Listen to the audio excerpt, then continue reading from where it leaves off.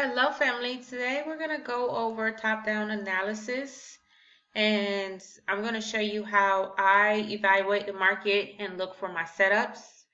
And then after this video, I am going to put out a video on, once again, market structure, the starting point, and actually show you how I take a trade on for a trend continuation. So a little cheat sheet. I do start with the weekly just to kind of get an overall bias of what's going on with the market.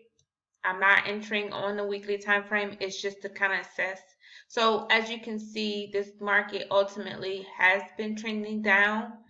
So we are in a downtrend, but also you can see right here within the most recent weeks, we have some bullish momentum, aka like a pullback from this initial push down.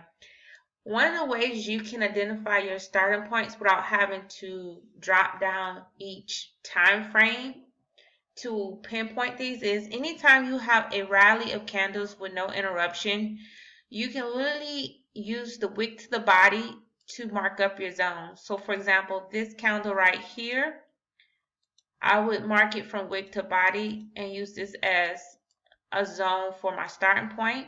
Because this candle does not have a wick on it, I'll just drop a line right here. And then I'm going to do the same thing for the other candles. I'm going to draw a zone from wick to body. And then once I've gotten all my candles, as long as there's not a breakout, a break of structure of the candle, then these are valid zones. And when we drop down to a lower time frame, you will see that the starting point will almost perfectly match up with the zones we created. As you can see right here, you have your interruption where this selling candle was the candle that pushed the market above to break this high right here. And then right here as well, you'll see that this interruption, this candle right here, pushed the market above to break up to push above this high right here, and then so on and so forth. You will also notice as you drop down, there might be some more starting points in this rally, which you feel free to mark up. I try not to do too many because I don't like a lot of lines on my chart, but I do want to get as close to the market as possible, so I am going to mark this candle up as well. Now, when I get to the 4 hour, because typically I'll do my analysis on the 4 hour, and then I'll take my entry on the lower time frame depending on which strategy I'm using. I will go ahead and just kind of assess where we're at and start from where we're at now and work my way backwards. And the first thing you should ask yourself is, how do we get here? How do we get here? So I am going to adjust this zone because it is extremely huge on my 4 hour time frame. I'm actually going to use this interruption right here because it did actually, no, it's in a range. It didn't close above this last high on this time frame. Now, of course, if you drop down, you will see that in these wicks there are candles that may have closed above as well. So right now this is our high. So what I'll do is I'll just mark the top of the zone to indicate that this is the highest point right now. And then once the market breaks above, I'll know that that is the starting point, whatever last candle that was.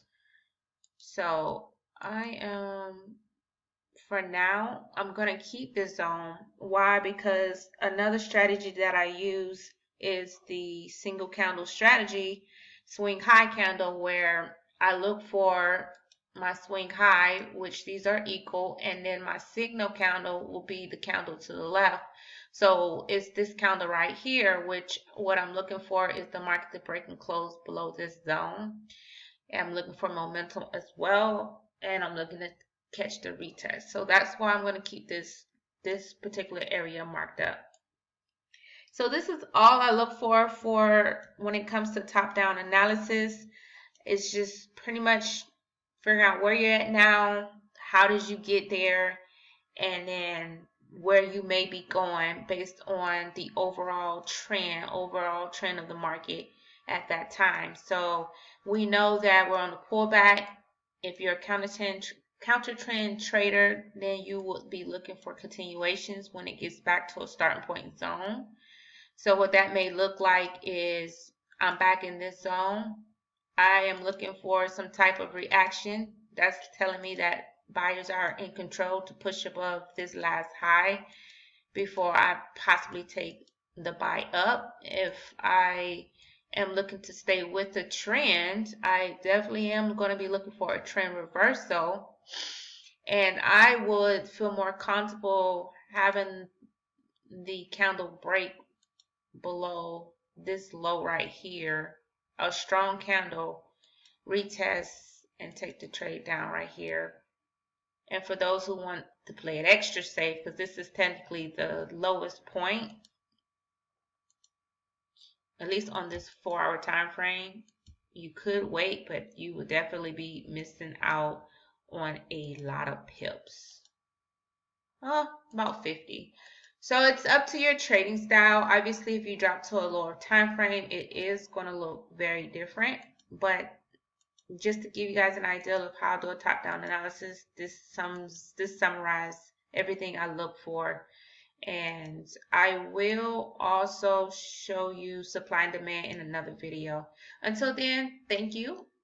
Comment, like, subscribe, follow me. And like I said, my goal is to keep these videos as short as possible, no more than 10 minutes, because my attention span is short. So we're going to go ahead and I'm going to record the next video, and we're going to go ahead and look for an entry for a trend continuation using the starting point strategy. Awesome sauce. Take care, everybody. Love you guys.